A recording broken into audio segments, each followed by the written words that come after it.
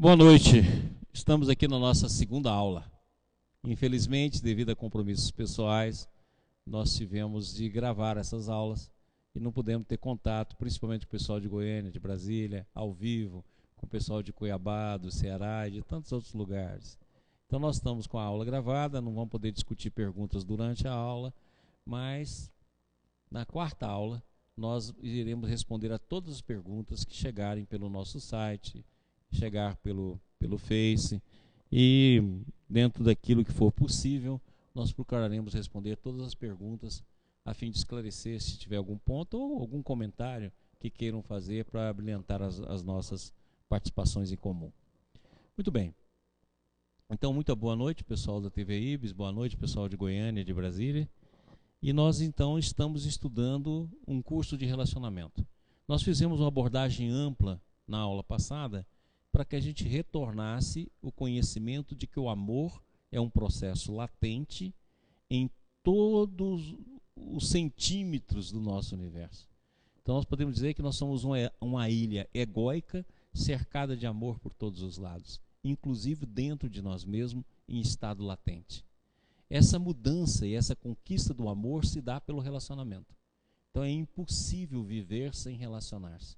A vida, por própria definição, é relacionamento. E nós vamos, pelo relacionamento, desdobrando o amor em nós. Essa é a noção que nós gostaríamos muito de transmitir nesse segundo curso, assim como nós falamos no primeiro. Ou seja, o amor, o afeto, as relações afetivas, não é apenas aquilo que muitas vezes integra ou desenvolve os nossos desejos, os nossos anseios, a nossa afetividade. É, acima de tudo, um processo de transformação íntima, é um processo evolutivo, é um processo de desdobramento interior. Então, o relacionamento é o meio pelo qual nós vamos desdobrando dentro de nós os campos do amor. Iniciamos na relação afetiva de dois seres, depois na relação afetiva da família, dos amigos, dos conhecidos, dos parentes, dos grupos religiosos, dos grupos de iniciativas sociais, dos grupos de interação de trabalho, e depois nós vamos expandindo, mas em cada passo desse de expansão vai ocorrendo a transformação em nós. Então nós podemos dizer que o relacionamento é o degrau evolutivo pelo qual nós desdobramos o amor que está em estado latente no campo mental e no campo consciencial, que reina e dirige a nossa personalidade. E a partir do esforço criativo de desdobrar o amor que nós vamos ascendendo aos campos superiores da consciência. Como nós deixamos aqui na nossa última aula, do dia 13, nós mostramos aqui que esse amor é semeado. Por que ele é semeado? Ele é semeado pelo campo da graça. E ele existe como semente dentro da nossa alma. Então todo o universo ele iniciou por pequenas sementes. Ou seja, o nosso universo todo iniciou provavelmente por uma partícula menor que um próton. Olha o tamanho de semente, ou seja, num campo de densidade de energia infinito. Mas ele iniciou por uma semente. A nossa vida inicia por uma semente, que é o espermatozoide e o óvulo. Assim é o amor. O amor inicia por um processo de determinismo dentro do campo atômico, representado como atração e gravitação. E a partir daí, nós vamos então ascendendo o processo evolutivo pelo movimento, pela vida, pela luz, pelo poder e, consequentemente, readquirindo aquilo que havíamos tido no processo de contração, retornando à casa do Pai e automaticamente, pelos relacionamentos, desdobrando a lei do amor em nós. Então vamos continuar no próximo slide, o primeiro slide. Lembra que nós falamos aqui? Que a sabedoria e o amor são as duas asas que nos conduz novamente à porta sempre aberta do céu. Mas, para que a gente adquira a sabedoria, nós iniciamos no conhecimento. Mas se nós não tivermos amor, nós não vamos conseguir ler o pensamento divino. Ou seja, nós não vamos conseguir ler a lei divina, que permanece ao nosso derredor como fluxo inteligente da vida. Por quê? Porque aquele que não ama não pode penetrar profundamente o fenômeno. Consequentemente, aqui a gente perguntaria, como nós poderíamos seguir, qual o caminho a seguir para que a gente adquira conhecimento? Essa aquisição de conhecimento, Emmanuel nos diz aqui no livro Emmanuel. Forri, os compiladores dos Vedas, Confúcio, Hermes, Pitágora, Gautama, os seguidores dos mestres da antiguidade, todos foram os mensageiros de sabedoria que, encarnados em ambientes diversos, trouxeram ao mundo a ideia de Deus e das leis morais a que os homens se devem submeter para a obtenção de todos os primores da evolução espiritual.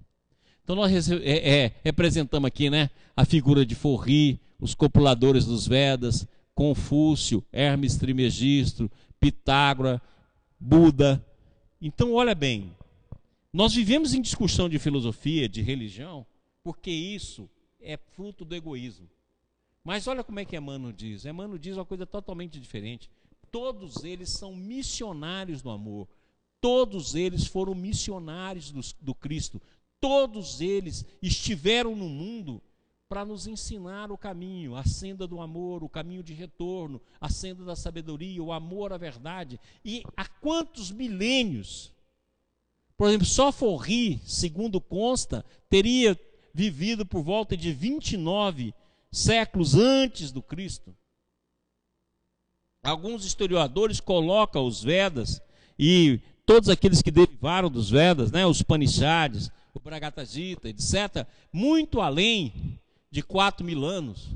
Outros colocam também Hermes, existindo em um tempo bem recuado da história, Pitágoras, que viveu por volta do século V, VI, na Grécia, Gautama Buda, que viveu também nessa época, por século IV, V, todos eles foram mestres da antiguidade. E todo esse conhecimento, desenvolvido por uma linhagem imensa de mestres, está disponível no mundo, para quem queira. Então a instrução, o conhecimento é um caminho fácil. Se nós aliarmos esse conhecimento, o vencer pelo esforço criativo, a inércia da personalidade, nós podemos penetrar na sabedoria e podemos começar os lampejos de amor que há de nos conduzir pela senda da bem-aventurança. Para isso nós temos os grandes mestres. E isso nós estamos contando aqui, ó, na civilização chinesa, enquanto tantas outras civilizações, quantos mestres o mundo sempre teve. Todos foram mensageiros daquele que era o verbo do princípio, emissários de sua doutrina de amor. Então Emmanuel coloca aqui o Cristo cósmico, o Cristo como dirigente do nosso planeta, o Cristo sublime, que tudo dirige, e os missionários como dirigentes desse campo imenso de amor.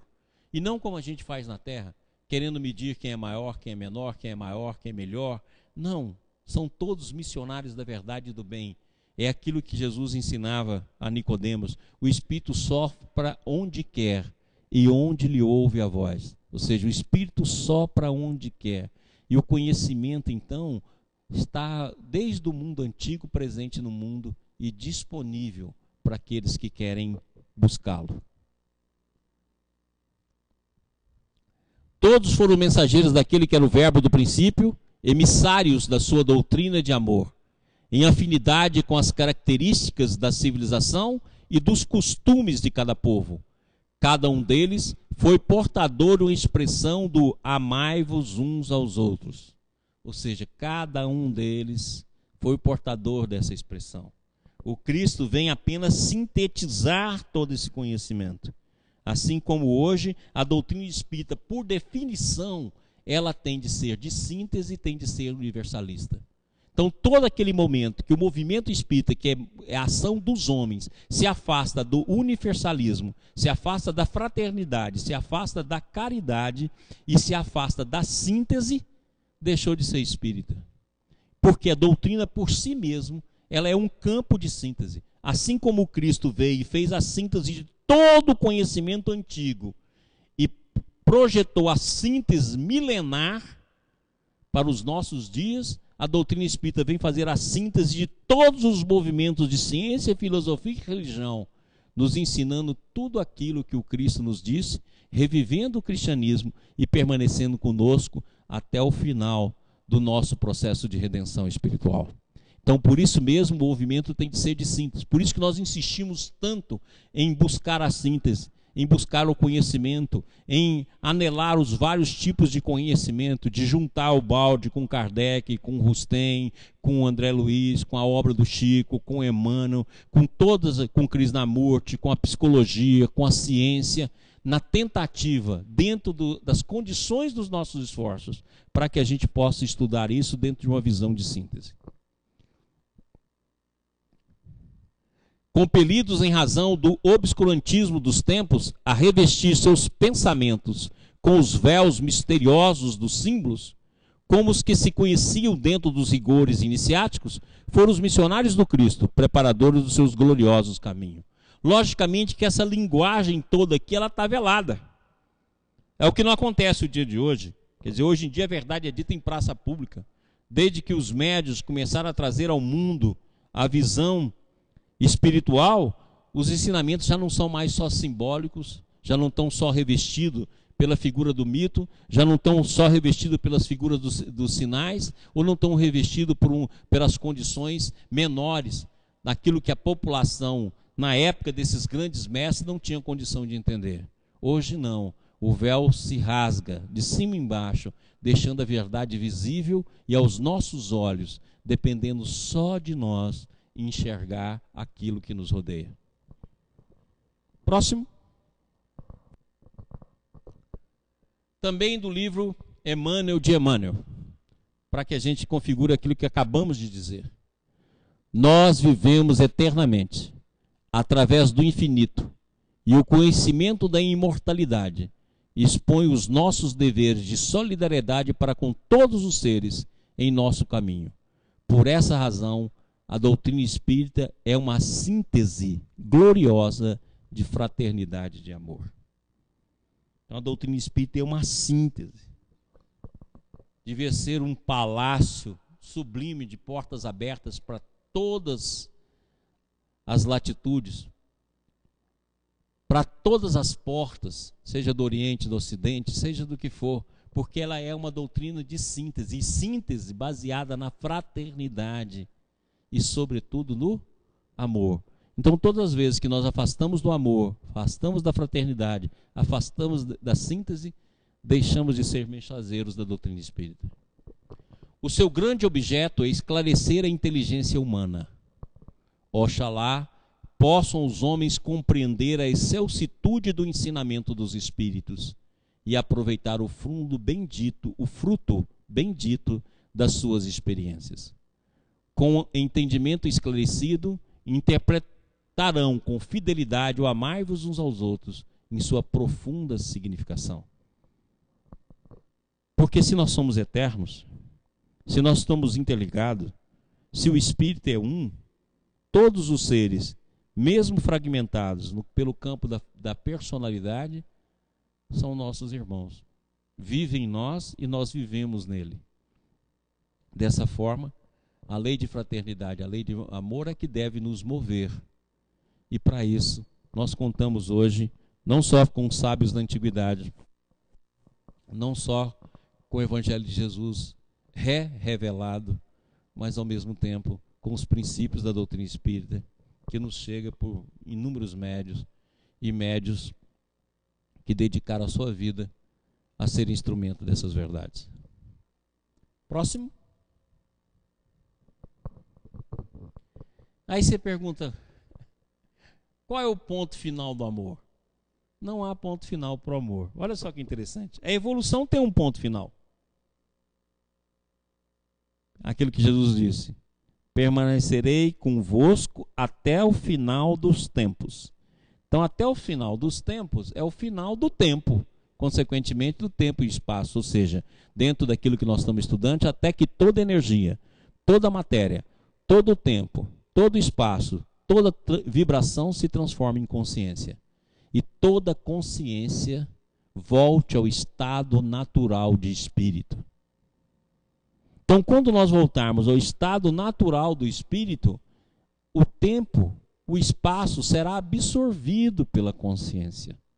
Então, nós estaremos num reino de espírito, num reino consciencial, de consciência sublimada ou de consciência arcangélica.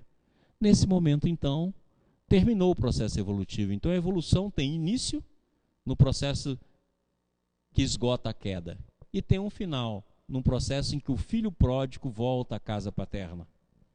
Então, consequentemente, se o verdadeiro universo está fora do tempo e espaço, e se a eternidade é ausência de tempo, consequentemente de espaço, então é uma vida de consciência.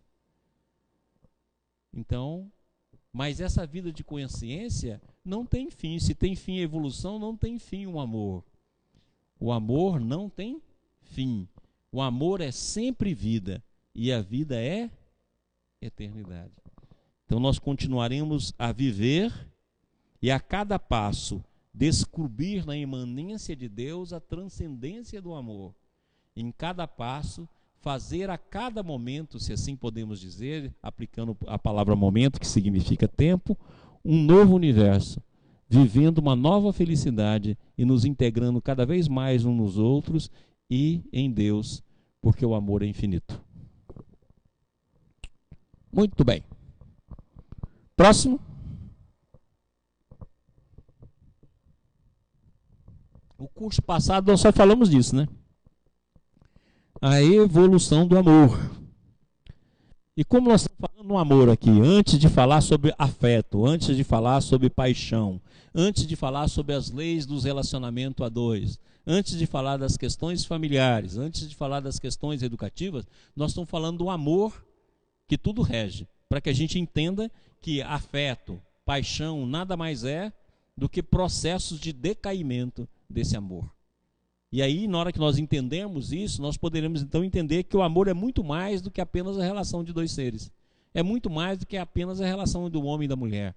É muito mais do que isso. É muito mais do que a relação de dois seres que se amam, sejam eles o que forem, homem, mulher, o que seja. Ou seja, é muito mais do que isso. Por quê? Porque o amor é a essência da vida e o processo evolutivo. Assim como nós aprendemos no curso passado que a sexualidade é muito mais do que apenas as expressões de atritos celulares.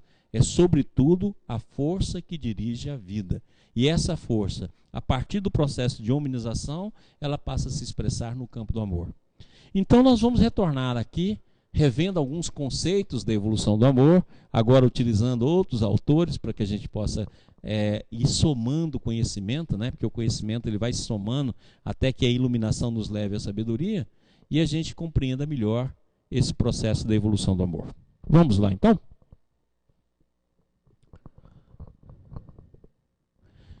Sobre o amor, Teilhard de Chardin. Esse é um dos livros de Teilhard, né? Sobre o amor. Olha que bonito que ele nos fala. Do ponto de vista da evolução espiritual, aqui admitido, parece que poderíamos dar um nome e um valor a essa estranha energia do amor.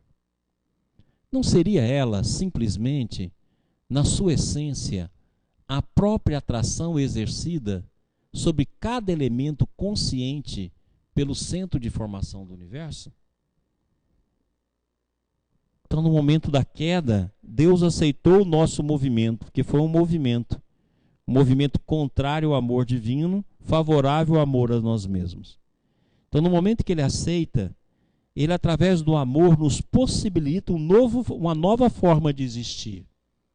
Nós fizemos a escolha através da liberdade íntima, através do livre-arbítrio. E ele nos possibilita uma nova forma de existir. Essa nova forma de existir vão formando universos conscienciais, até que a contração se torna tamanha que forma os universos materiais, onde a matéria passa a escravizar o ser.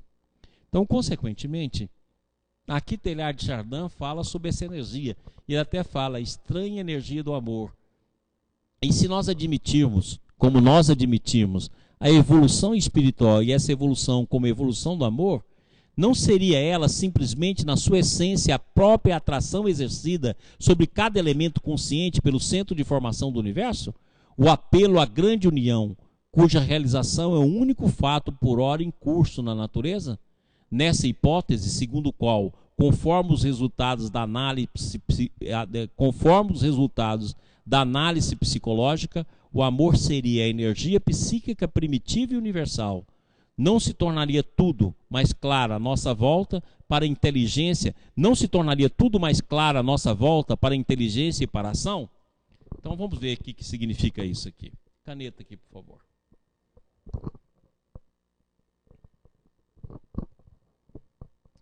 Logicamente que esse desenho aqui é inadequado, né? Que nós vamos limitar aqui como se fosse o sistema, né? Aqui está o núcleo, como se existisse a fonte, que é o núcleo do amor.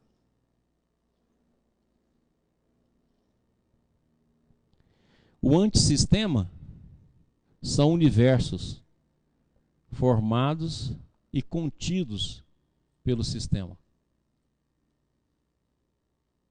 Nós vivemos num desses universos, um universo material. E é material inclusive nas dimensões espirituais. Esse amor é o centro. Então o amor é a substância que tudo une. Tanto o grande paraíso divino, o sistema, e o antissistema. E une todos os seres, todos os universos. Essa é a lei de atração. Como há um decaimento, né? O amor decai em lei. E o final dessas leis no nosso mundo decai em forças. Formando a força eletromagnética, formando a força forte, formando a força fraca, formando a força gravitacional. É o mesmo princípio, por isso que é monismo. É o mesmo princípio que rege tudo e cujo centro é o amor. Então existem inúmeros outros universos, de inúmeras outras características. Nós vivemos aqui nesse universo vivemos no mundo de expiação e prova. Mas tudo está interligado pelo amor. Essa força que tudo interage. É por isso que Teilhard de Chardin fala, não seria muito melhor nós estudarmos tudo a partir do princípio do amor? Todos os seres, tudo que existe no universo, nós estudarmos a partir do princípio do amor? É o que nós estamos tentando fazer aqui no nosso curso. Curso passado nós estudamos o amor em todos os seus tópicos, desde o campo sexual, desde a evolução dos animais, desde o comportamento dos animais, que nós estudamos vários trechos, até o homem. Aqui nós retornamos para entender o princípio que vai nos levar ao relacionamento. E entender os relacionamentos não só como um processo de satisfação dos nossos desejos, não só como um processo de complementação no nosso dia a dia, não só como um processo de formação e reprodução de uma família, mas como um processo evolutivo de desdobramento da nossa alma. Voltemos.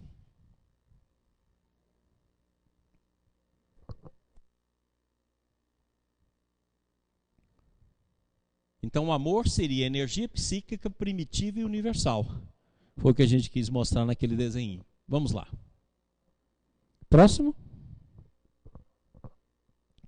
Para constatar com segurança sua presença em nós, devemos pressupô-la, pelo menos de maneira incoativa, em tudo que existe. E, de fato, observando a nosso redor a ascensão confluente das consciências, vemos que o amor está em toda parte. Então aqui nós representamos, né, pelo centro do amor que nós desenhamos há pouco, e cada bolinha dessa como se fosse um campo consciencial. Então os vários campos conscienciais, né, desde o espaço-tempo do átomo, e esses campos conscienciais em evolução, representado pela espiral. E em todos esses centros, em todos esses campos, a consciência ligando ao divino e a consciência desenvolvendo o amor. Então o amor está em tudo que existe.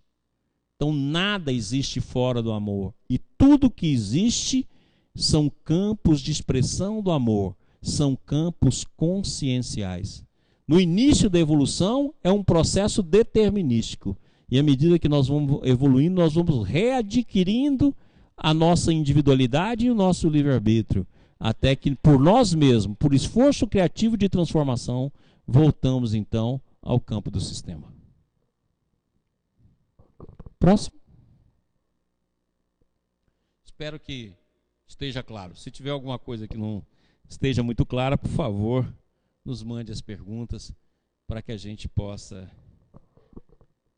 melhorar o nosso campo de explanação e de aprendizagem. Vamos continuar com o Teilhard de Chardin.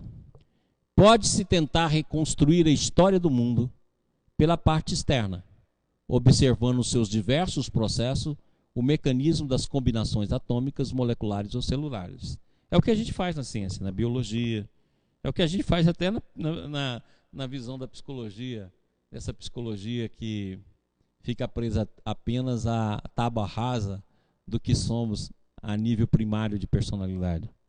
Mas nós iniciamos o estudo sempre pelas questões externas.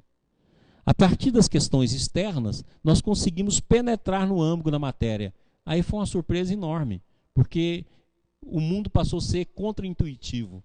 Já não era dentro da visão que a gente tinha de mundo. O mundo passou a ser contra-intuitivo e cada vez mais contra-intuitivo diante dos conceitos que nasceram e que originaram a física quântica. Mas isso ainda é a superfície da matéria. Ainda no campo da psicologia nós penetramos alguns estudos, mas ainda são profundamente superficiais. O ser, a personalidade, a alma, a consciência, o campo mental é muito mais amplo do que aquilo que a neurociência, por exemplo, tem nos oferecido. Mas já são passos que pouco a pouco vai deixando o exterior e penetrando no interior, e do interior vai penetrando ao campo consciencial. Então, à medida que o mundo vai fazendo esse estudo, pode-se tentar mais eficientemente ainda esse mesmo trabalho pela parte interna, seguindo os progressos gradualmente efetuados pela espontaneidade consciente e registrando as barreiras sucessivamente vencidas. A maneira mais expressiva e mais profundamente verdadeira de historiar a evolução universal seria, sem dúvida, traçar a evolução do amor. Então, o Teilhard de Chardin, assim como o Baldwin, assim como inúmeros outros, faz um estudo completamente diferente. Em vez de partir para o externo, em vez de partir para a constituição molecular, ele parte da noção do amor e da consciência em toda parte. Então, em vez da mente ser apenas um epifenômeno da matéria, em vez de que o mundo não tenha sentido, em vez de o mundo ser regido apenas pelo acaso, como tem vários conceitos no campo da ciência que expressam essa irrealidade, Teilhard de Chardin, como tantos outros, parte da consciência. E essa consciência como fundamento do amor. E esse fundamento do amor como expressão de todas as leis, de todos os seres, de todos os níveis da evolução. E a partir daí fazem o estudo da evolução, como Teilhard de Chardin faz um fenômeno humano, como o Baldwin faz na grande síntese, do processo de evolução. E o Baldwin vai um pouco mais além, explicando por que o processo de evolução acontece, confirmando os textos antigos que nós citamos aqui na aula passada, os Vedas, os Upanishads, os grandes trabalhos, por exemplo, de Confúcio, de Lao Tse, que nós citamos aqui, Forri, e tantos outros que iluminaram o nosso mundo e que deixam latente essas verdades hoje desenvolvidas pela doutrina espírita num campo de síntese.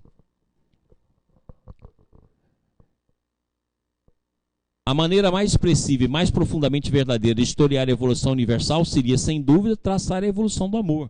Olha nós aí, repetindo esse trecho, para que a gente compreenda que a evolução do amor é a evolução de tudo. E que tudo que fizermos no campo do afeto, nós vamos estar desenvolvendo o potencial de amor. Então não vamos esquecer disso. Quando nós formos discutir as questões menores, desde as brigas dos casais, desde as questões sexuais, desde as questões de projeção, desde a paixão, desde o processo de interação de enamorados, nós vamos estar falando sobre essa lei, dentro do princípio humano, mas ele estará desenvolvendo o seu potencial de amor, para que você desabroche em solidariedade, em fraternidade. Ok? Muito bem. Próximo, por favor. Continuamos com o Teilhard de Chardin. Tomado em sua plena realidade biológica, o amor, isto é, a afinidade do ser pelo ser, não é específico ao homem. Representa uma propriedade geral de tudo que é vida e, como tal, com variações e gradações.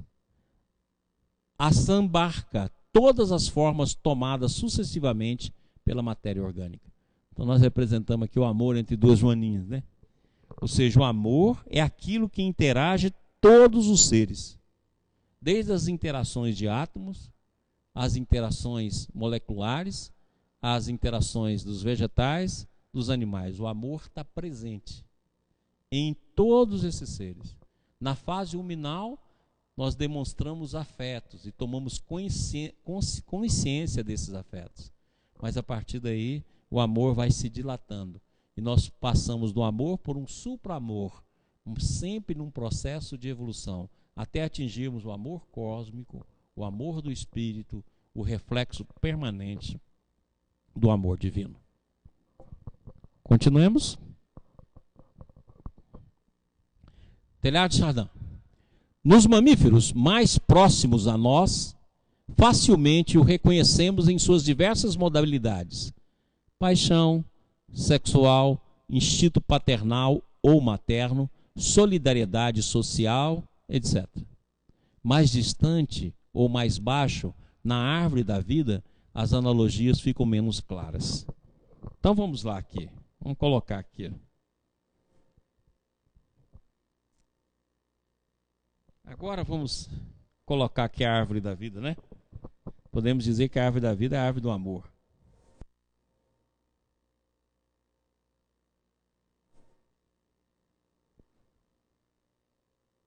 Muito bem. Então vamos pegar aqui a árvore da vida, né?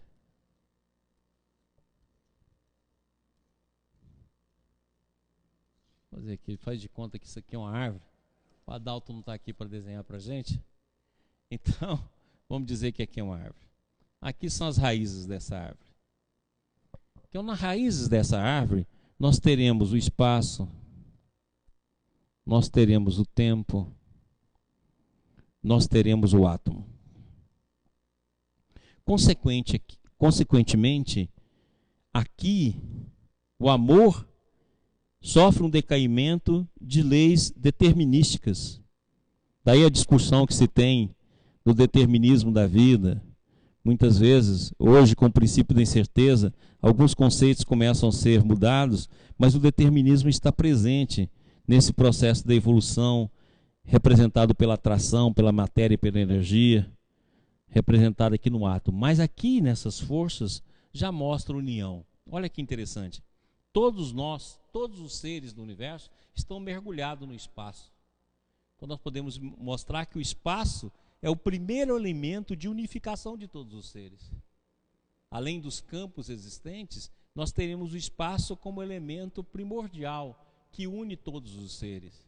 Da mesma forma, o tempo, entendendo o tempo como princípio de transformação fenomênica, como diz o Baldi na grande síntese, a sua voz, e da mesma forma como o átomo, que já consegue reunir subpartículas e partículas, formando uma nova identidade dentro do princípio de formação de unidades coletivas, como toda a vida representa.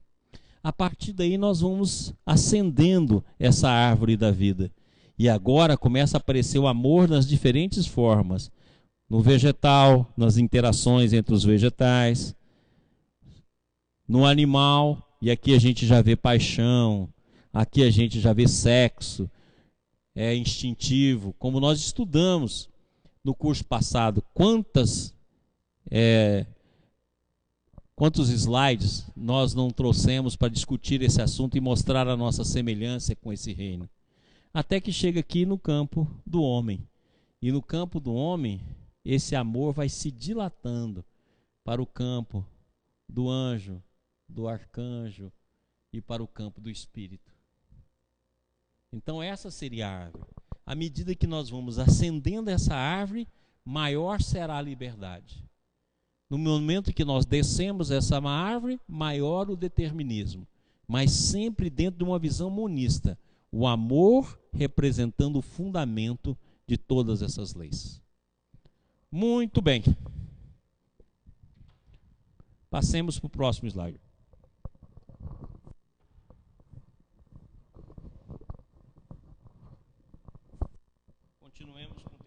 Continuemos com o Teilhard de Chardin.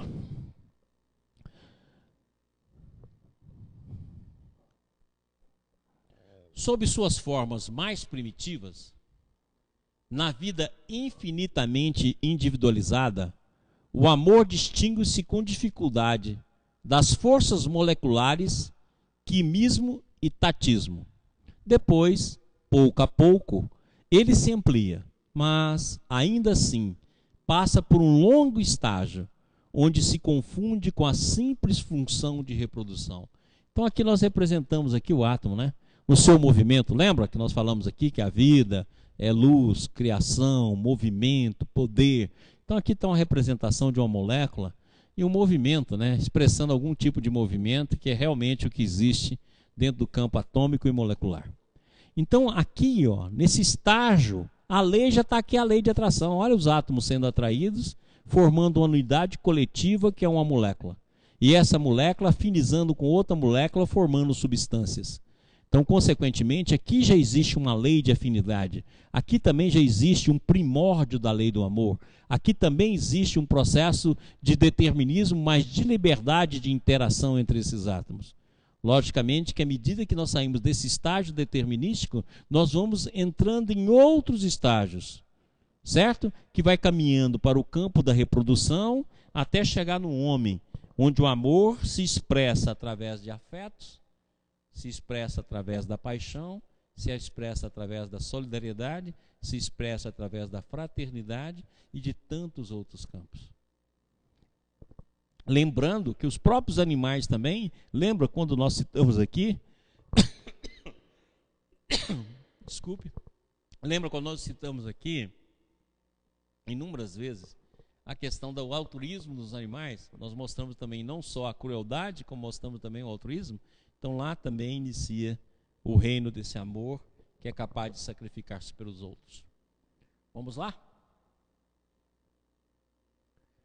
Apenas com a homonização é que se revelam, enfim, os segredos e as virtudes múltiplas de sua violência, entendendo aqui violência como força.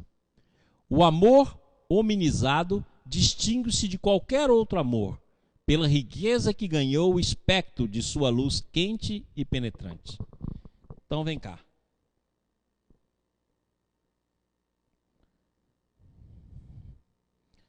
Então quando nós estudamos, né, por exemplo, a força eletromagnética, principalmente quando nós estudamos a luz, então tem o espectro da luz, né? A luz visível, o infravermelho e o ultravioleta. Esse é o espectro da luz. O Teilhard de Chardin está dizendo para a gente que o amor também tem um espectro.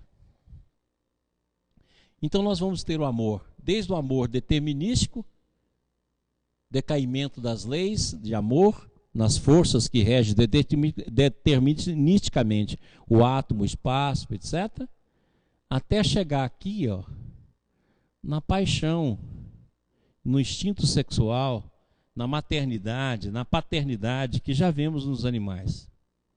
Daí, ele evolui no campo hominal.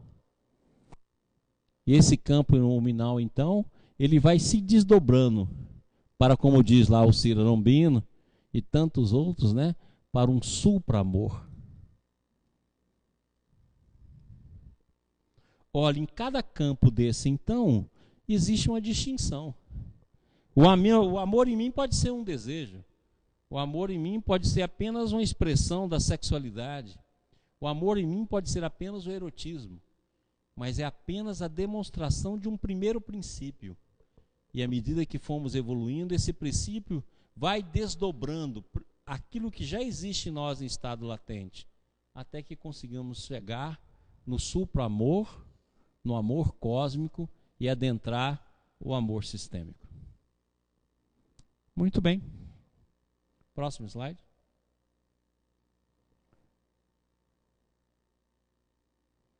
Agora isso aqui é muito bonito. Olha aqui o que o Teilhard fala. Não mais somente a atração única e periódica, tendo em vista a fecundidade material, mas uma possibilidade sem limite e sem fadiga, de contato muito mais espiritual do que corporal, antenas infinitamente numerosas e sutis que se buscam por entre delicadas nuances da alma, atração de sensibilidade e de aperfeiçoamento recíprocos, em que a preocupação de salvar a espécie funde-se gradualmente na embriaguez mais intensa de consumir um mundo a dois. Na realidade, o universo avança para o homem através da mulher. Toda questão vital para a Terra, está em que eles se reconheçam. Então, olha aqui. Então, o que o Teilhard está dizendo? Que o amor... Põe aqui para nós a caneta. Nós, todas as vezes que falamos sobre o amor, nós falamos sempre no amor, já discutimos isso no curso passado, como reprodução. O que Teilhard de Chardin está dizendo que não. Que a reprodução é apenas um dos aspectos do amor na dimensão onde nós nos encontramos. Mas que o amor, ele vai muito além da reprodução. Na união de dois seres, no caso aqui representada pelo homem e pela mulher. É muito além do que apenas o aspecto reprodutivo, como nós já tínhamos mostrado no curso passado.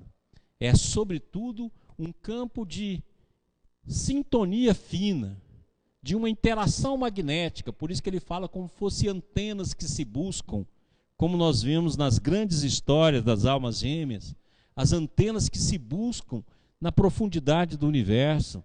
Então, consequentemente, na hora que o homem e a mulher se reconhecem, ou que dois seres que se amam se reconhecem, nós temos aí o padrão que vai muito além do que propriamente a formação da família, apesar da sua nobreza, que é a reprodução, do que o instituto do lar.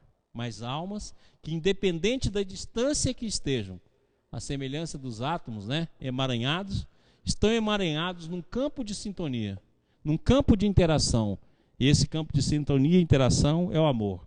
E quando o amor é reconhecido, esse processo se desenvolve, desdobrando um no outro as condições de amor dormente ou latente.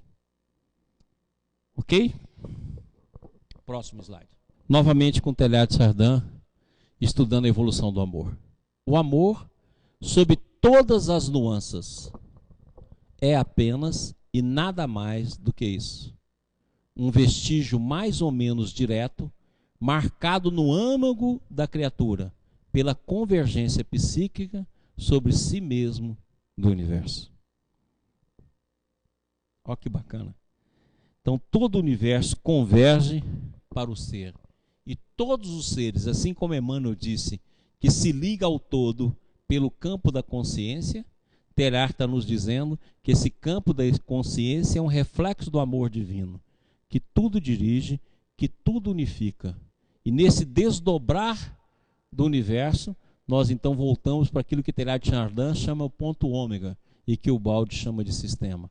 Ou seja, o processo de chegada, de volta, de retorno ao paraíso divino, de onde saímos pela contração, voltamos pela expansão, tendo como princípio básico, na descida, o amor a nós mesmos, na subida, amor a nós, ao próximo e a Deus. Quando isso é integrado na nossa alma, nós então voltamos ao estado primário de vivência no verdadeiro domínio da criação divina, que é a criação do ponto ômega ou sistema. Próximo. Almas gêmeas. Então, já que falamos de amor, já falamos do amor no sentido amplo, agora nós vamos começar a estudar os aspectos relacionados a duas almas. Nesse caso aqui, o aspecto da alma gêmea. Kardec, quando discute a alma gêmea, ele discute a alma gêmea falando de metades eternas e nega o princípio da alma gêmea. Mas quando Emmanuel escreve no livro Consolador, nós vamos ver aqui, ele fala muito sobre a alma gêmea. E ao mesmo tempo ele mostra que não significa metades eterna, como nós costumamos falar, metade da laranja. Não, não é nada disso. Cada alma possui a sua individualidade, então não tem metade da individualidade. Cada alma ela é em si unigênita, ou seja, sem nenhuma cópia, sem nenhum igual, ela é única. Então, consequentemente, quando nós falamos em alma gêmea, e nós vamos mostrar aqui, nós vamos falar que dois seres que se amam e que se entretêm, desde os princípios da individualidade do espírito, passando no processo da queda e do retorno aos campos superiores da consciência. Então são duas almas de integração máxima, e não duas metades completando um. Não, pelo contrário, é 1 mais 1, fazendo 2 e fazendo 3 pela interação com todos os seres. Naturalmente que quando nós já discutimos esse assunto aqui, nós falamos que a alma gêmea, na verdade, é Deus nosso Pai. A nossa verdadeira alma gêmea é Deus, que deve ser amada acima de todas as coisas, com toda a nossa força, com todo o nosso entendimento, com toda a nossa alma. Mas, no processo evolutivo, as almas vão se encontrando, como Teilhard de Chardin falou. À medida que nós vamos nos reconhecendo, essa antena de afinidade vai se sumindo. E a alma gêmea é o grande movimento da vida. Emmanuel escreveu 3 romances que ele mostra essa realidade. Aliás, 4, porque se nós pegarmos também um romance Paulo Estevam, ele vai mostrar o amor eterno entre Paulo e Abigail. Se nós pegarmos há 2000 anos, nós vamos ver o amor de Livia e de Públio Lentulus. Se nós pegarmos há 50 anos depois, nós vamos ver o amor de Célia, a busca da sua alma generosa e amada, a mesma alma que vai estar como Pollux no livro de Alcione, onde a mesma alma de Célia reencarnada busca se integrar no amor de eternidade, no amor de alma gêmea. E ele fala muito sobre esse assunto também no Consolador. Então nós vamos estudar o princípio da alma gêmea como esse princípio de amor, aqui deferido entre duas almas, para a gente entender que o amor vai se desdobrando e que o verdadeiro amor, a alma gêmea, a alma que nos completa e que todos nós possuímos, é a força que há de nos conduzir, junto com os princípios da sabedoria, ao amor divino. Então vamos lá fazer esse estudo.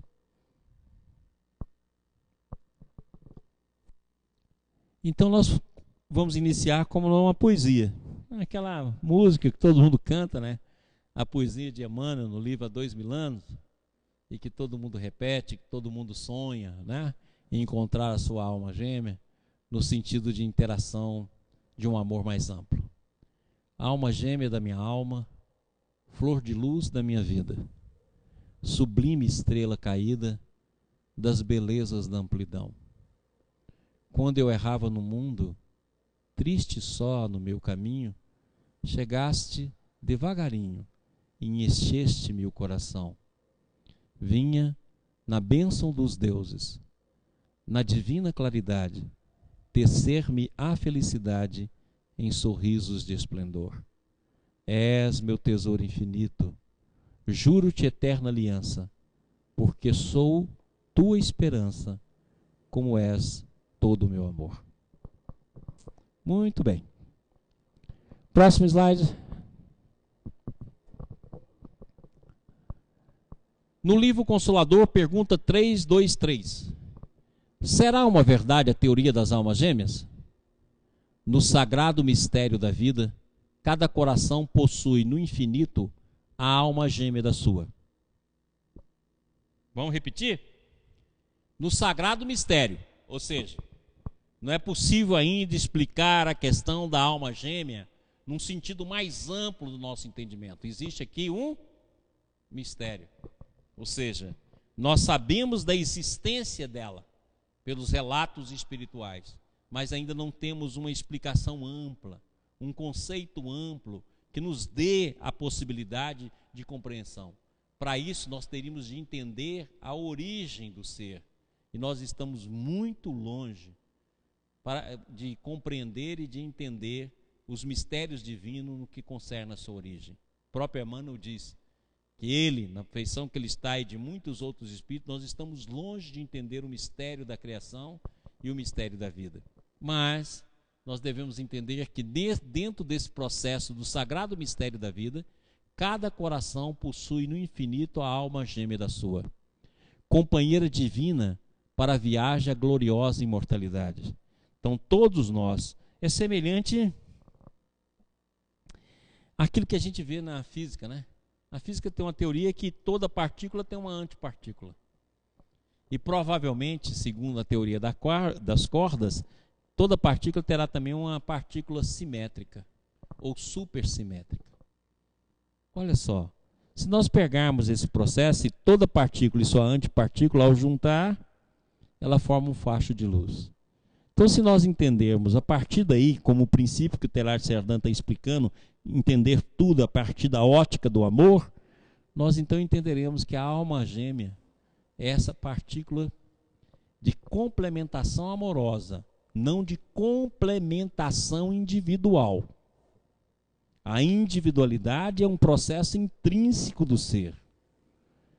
Então não é complementação de individualidade. Uma metade de uma laranja que junto com a outra metade forma uma laranja. Mas é a complementação amorosa de uma alma.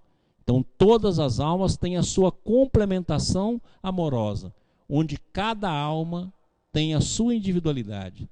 E cada alma, dentro do princípio de unidades coletivas, formando a coletividade, a totalidade, inicia esse processo de formação pela interação das almas gêmeas. Criada uma para as outras. Olha bem a expressão que ele usa, ó. Criadas umas para as outras. As almas gêmeas se buscam sempre que separadas. A união perene é-lhes a aspiração suprema e indefinível. Milhares de seres, se transviados no crime ou na inconsciência, experimentam a separação das almas que os sustentam, com uma aprovação mais ríspida e dolorosa.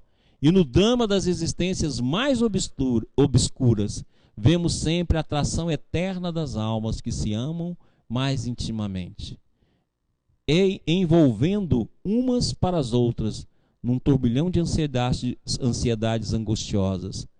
Atração que é superior a todas as expressões convencionais da vida terrestre. Então, dois princípios que nós gostaríamos de marcar aqui.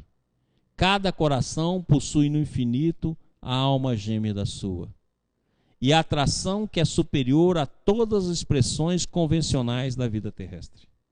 Essa pergunta é interessante, que aqueles que faziam a aquisição de Emmanuel volta a fazer algumas perguntas relacionadas com essa questão e com questões anteriores, e Emmanuel mostra que numa delas ocorreu um problema de filtragem, mas pede que a teoria da alma gêmea, que os conceitos por ele inseridos dentro do processo do conhecimento da alma gêmea sejam permanentes, sejam prevalecidos, que permaneçam no contexto do livro. Alguns interpretam aquilo que Emmanuel diz na parte final do livro Consolador como se ele estivesse negando o princípio da alma gêmea, de forma nenhuma. Ele manda confirmar esse princípio, e tanto é verdade que escreve várias obras sobre esse processo. Então, como é essa criação e como aconteceu a criação dessas almas gêmeas, nós não sabemos. Assim como a própria ciência também não sabe por que existe mais partícula do que antipartícula e por que toda partícula tem a sua antipartícula. E, quem sabe, o próprio acelerador de hadrons aí que o CERN desenvolveu não possa também trazer para nós as partículas simétricas ou supersimétricas, que estaria dentro desse princípio aí, né? Das almas gêmeas também, para que a gente entenda tudo a partir do amor. Próximo. Emmanuel Consolador. Existe nos textos sagrados algum elemento de comprovação para a teoria das almas gêmeas? Somos dos primeiros a reconhecer que em todos os textos necessitamos separar o espírito da letra. Contudo, é justo lembrar que nas primeiras páginas do Antigo Testamento, base da revelação divina, está registrada: e Deus considerou que o homem não deveria ficar só. Olha que eu acho muito bacana isso aqui. Primeiro, Emmanuel volta a falar, como nós já mostramos aqui em inúmeros cursos, a importância do Antigo Testamento como base da revelação divina. E segundo, ele dá o princípio, que é um mistério ainda, né? Se nós pensarmos na pergunta passada, e Deus considerou que o homem não deveria ficar só. Então o homem não deveria ficar só, é o princípio que ele nos mostra aí da alma gêmea, ou seja, dos seres formados um para o outro, mas é um mistério, como se dá a criação, porque nós também estamos longe de entender como se deu a criação da individualidade. Só entendemos isso no seu aspecto simbólico, só entendemos isso no seu aspecto ainda mitológico, só entendemos dentro de um aspecto antropológico, mas estamos longe de entender no seu aspecto real. Próximo. A atração das almas gêmeas é traço característico de todos os planos de luta na Terra? O universo é o plano infinito que o pensamento divino povoou de ilimitadas e intraduzíveis belezas. Para todos nós, o primeiro instante da criação do ser está mergulhado no suave mistério, assim como também a atração profunda e inexplicável que arrasta uma alma para outra no instituto dos trabalhos, da experiência e das provas no caminho infinito do tempo. Olha que bacana. Então ele mostra, né, que os primeiros instantes da criação do ser está mergulhado no suave mistério. A mesma expressão que ele usa lá em relação às almas gêmeas. Ainda estamos longe de compreender esse mistério, né? Estamos caminhando passo a passo para esse entendimento. A ligação das almas gêmeas repousa para o nosso conhecimento relativo nos desígnios divinos, insondáveis na sua sagrada origem, constituindo a fonte vital do interesse das criaturas para a edificação da vida. Separadas ou unidas nas experiências do mundo, as almas irmãs caminham ansiosas pela união e pela harmonia supremas, até que se integre no plano espiritual, onde se reúne para sempre na mais sublime expressão de amor divino, finalidades profundas de todas as cogitações do ser, no dédalo do destino. E olha bem que nós gostaríamos de integrar aqui, ó, que muitas vezes nós pensamos em alma gêmea dentro da expressão dos amores humanos ou das paixões humanas. Olha bem o que ele diz. Além de ser um mistério esse entendimento, além de estar insondável ainda a criação, além de saber que todas as almas têm a sua alma gêmea, eles reúnem para sempre para a mais sublime expressão do amor divino. Então não é a expressão do amor humano, não é a paixão, não é a posse, não é ciúme, não é simplesmente afeto. É, sobretudo, um amor de expressão do amor divino, que nós nem sabemos explicar o que é. Mas certamente é o amor que Jesus nos amou. Tanto é verdade que ele fala, né? No momento que ele nos deixa mais uns aos outros, como eu vos amei. Então esse amor é o amor de expressão divina, que as almas gêmeas se reúnem para esse aspecto, muito longe apenas da ligação entre dois seres, a ligação, por exemplo, entre um homem e uma mulher, estamos muito longe desse conceito. É a união para a expressão do amor divino. Próximo.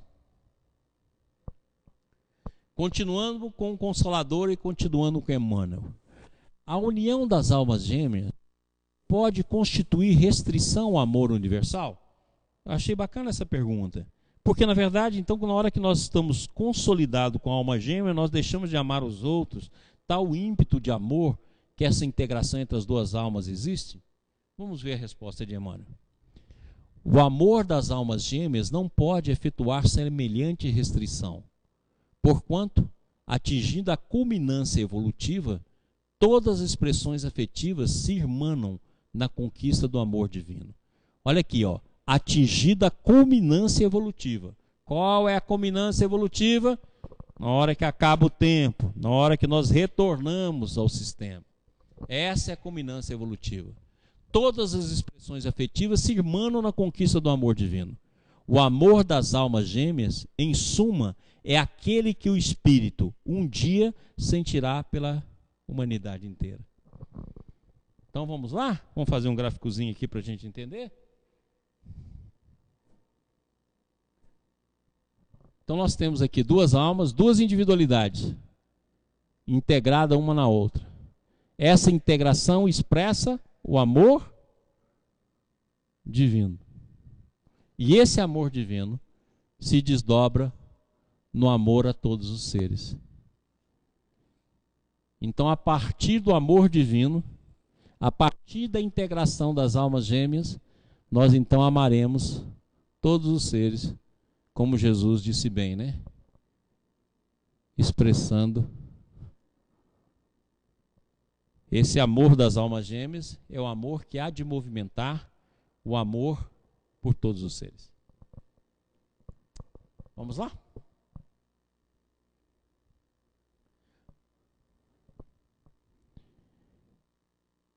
Perante a teoria das almas gêmeas, como esclarecer a situação dos viúvos que procuram novas uniões matrimoniais, alegando a felicidade encontrada no lar primitivo? Então ele já desceu então para as questões humanas, né? Então se tem a alma gêmea, vamos supor que eu casei com a minha alma gêmea, como é o caso, por exemplo, conhecido, né? Como é o caso, por exemplo, do Arnaldo e da Meimei, que é tão bem conhecido aí na literatura espírita, nos fatos espíritas. E aí, essa minha alma gêmea, minha companheira, falece. E eu vou constituir um novo lar. Então a pergunta é exatamente dentro desse princípio. Não devemos esquecer que a Terra ainda é uma escola de lutas regeneradoras ou expiatórias, onde o homem pode consociar-se várias vezes, sem que a união matrimonial se efetue com a alma gêmea da sua, muitas vezes distante da esfera material.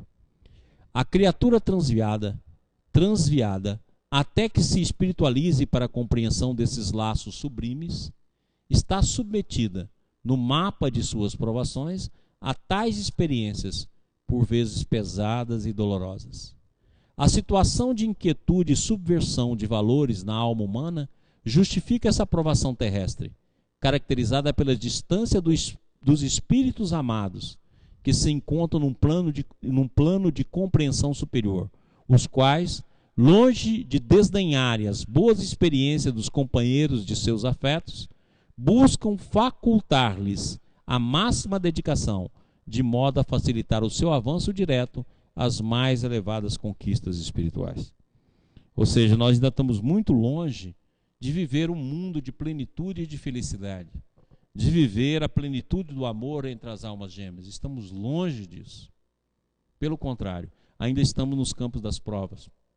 Por isso, raramente vamos encontrar nas jornadas terrenas, pelos campos da reencarnação, a nossa alma gêmea. E quando nós encontramos, geralmente não nos possibilita a vivência de uma plena felicidade, porque o nosso coração ainda está emaranhado de vicissitudes, de erros, de egocentrismo, de egoísmos, que fazem muitas vezes nós nos apartarmos desse amor verdadeiro.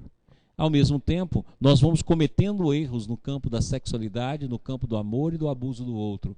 Então isso faculta a interação para que nós possamos passar pelos caminhos difíceis dos casamentos provacionais, que nós vamos estudar aqui. Nós vamos ter vários itens de estudo, vários slides de estudo, só falando sobre desses casamentos provacionais e as suas consequências e por que ele existe. Então nós aguardemos que nós vamos voltar nesse assunto. Próximo. Do livro Renúncia, porque Emmanuel fala do suave mistério. Então olha só que interessante essa passagem. Alcione, né, junto com Pollux, que são os amores gêmeos do livro, né? E Alcione então diz o seguinte: Alcione contemplou embebecidamente, olhos mareados de pranto, numa doce emoção de júbilo e reconhecimento. Isso aqui é o processo antes da reencarnação. As afirmativas e promessas do amado penetravam-lhe o coração como brandas carícias. De há muito trabalhava com fervor pela obtenção daquele minuto divino em que Pollux conseguisse compreender e sentir o mestre no coração antes de interpretá-lo intelectualmente apenas. Então nós estamos lá no processo antes da reencarnação, quando Alcione está abandonando os mundos de luz, como Emmanuel acabou de dizer, e tentando buscar o Pollux, que ainda estava preso às questões de causa e efeito do nosso mundo. Nós que saímos juntos do mesmo sopro de vida, chegaremos juntos aos braços amoráveis do Eterno. Olha que interessante. Nós que saímos junto do mesmo sopro de vida. Então nós podemos dizer que as almas gêmeas são as almas que saíram juntas do mesmo sopro divino. Se procura, como Teilhard de Chardin falou, como duas antenas em busca do seu reconhecimento. E a partir dessa busca imensa, vai vencendo as injunções e os laços que prendem a matéria, vai purificando esse amor que se desdobra de várias formas, até que possam se unir, passar a amar a humanidade no sentido divino e se integrar em Deus, voltando então aos campos de elevação da evolução e ao mesmo tempo do campo do sistema. Então, duas almas que formam a base do processo de coletividade evolutiva e que nos permite amanhã amar a todos, nos integrando novamente no campo do espírito. Então, nessa teoria da alma gêmea, nós vamos voltar um pouco a falar sobre ela, principalmente quando falarmos também dos casamentos provacionais. Mas creio que nós podemos parar por aqui, já é avançada a nossa hora. Agradecer a todos que estão conosco pela TV Ibis, agradecer os companheiros de Goiânia e de Brasília e, sobretudo, esperar que todo e qualquer comentário, toda e qualquer pergunta que possa querer fazer, possa ser nos enviada pela TV Ibis, e na quarta aula nós vamos discutir todo esse processo. Boa noite a todos, muito obrigado e, sobretudo, que o nosso coração possa se irmanar nesse amor que estamos estudando aqui. Até mais.